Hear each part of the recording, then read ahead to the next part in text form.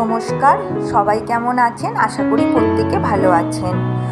পিঙ্কি সুকন্যা সুখী পরিবার থেকে আজকে একটি ছোট্ট ব্লগ নিয়ে চলে এলাম আপনাদের কাছে। আজকে ডিনারে কি রান্না করব সেটাই আপনাদের সঙ্গে শেয়ার করব। আজকে করছি রুটি, সয়াবিন আলুর তরকারি আর দুধ তো জাল হচ্ছে দুধ। সয়াবিনের তরকারিটা করলাম কিভাবে সেটা আপনাদের বলি। সয়াবিনের তরকারিটা করলাম, আগে সয়াবিনগুলো গরম জলে ভালো করে ফুটিয়ে নিয়েছি। তারপরে সয়াবিনগুলো ঠান্ডা জলে ভালো করে ধুয়ে জল চিপে চিপে বার করে কড়াইতে একটু তেল দিয়ে সয়াবিনগুলো এইভাবে নেড়ে চেড়ে নিয়ে ভাজছি। খুব কড়া করে ভাজবো না, একটু লালচে কালার ধরলেই নামিয়ে দেবো। সয়াবিন ভাজা হয়ে গেছে, তারপরে কড়াইতে আবার তেল দিয়ে মাংসের মতন করে আলুগুলোকে কেটেছি। আলুগুলো একটু ভেজে নিচ্ছি। আলুগুলো যে খুব কড়া করে ভাজবো তা না, একটু লালচে কালার ধরলেই নামিয়ে নেবো। আমার আলু ভাজা দেখুন হয়ে গেছে। এবারে দিচ্ছি পেঁয়াজ। আর আমি কোনো কিছু আগে ফোড়ন দিইনি, আমার ফোড়ন দিয়ে তরকারি ঠিক ভালো লাগে না, মানে এই তরকারিটা, তাই জন্য কিছু দিইনি। আগে পেঁয়াজগুলো একটু ভেজে নিচ্ছি। পেঁয়াজগুলো এরকম লালচে মতো করে একটু ভাজবো।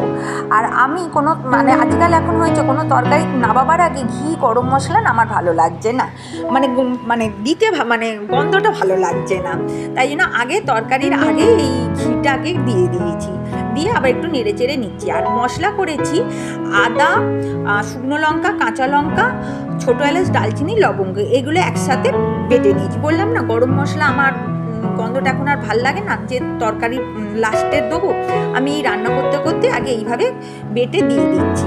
এইভাবে ভালো করে নাড়াচাড়া করছি, যতক্ষণ না তেল বেরোয় ততক্ষণ এই মশলাটা ভালো করে একটু কষাতে হবে।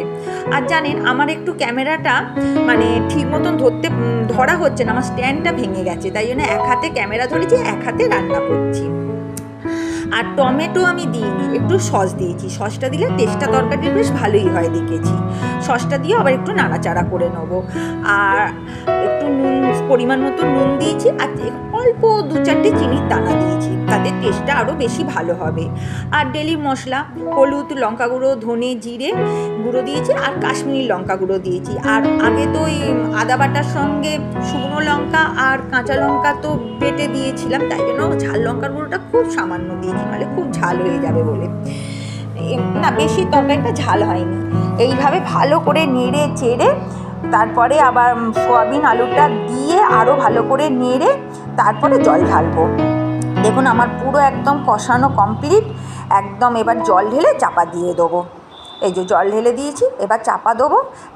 চাপা দিয়ে এটা আলুগুলো একটু সেদ্ধ হয়ে যায়, তারপরে নামিয়ে দেবো। চলুন তার আগে দেখি টমা কী করছে। এটা সেদ্ধ হোক, যাই একটু টমার কাছে একটু বক বক করি, একটু টমাকে দেখি, টমার সাথে একটু দুটো গল্প করি, করে তরকারিটার দিকে আসবো আবার। এই যে টমা দেখো খুব দুষ্টুমি করছিল, তাই টিভিটা চালিয়ে ওকে বেঁধে আমি বসিয়ে রেখেছি। চলুন এবার তরকারিটা দেখা যাক। আবার সুপর্ণা এসে টমাকে ছাতে নিয়ে যাবে।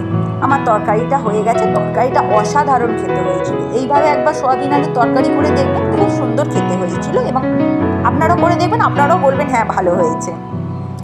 চলুন ছাতে যাই, দেখি ওরা কি করছে। ছাতে এসেছি। ও বাবা, দেখি দুজনে এখন সাইকেল চড়ছে। ভালোই লাগছে, বেশ ভালোভাবেই তরকারি রান্না হলো, বিকালটাও ভালো কাটলো। চলুন আমার ভিডিওটা আজকে এই অবধি। যদি আপনাদের ভালো লেগে থাকে একটা লাইক করবেন, শেয়ার করবেন। টাটা।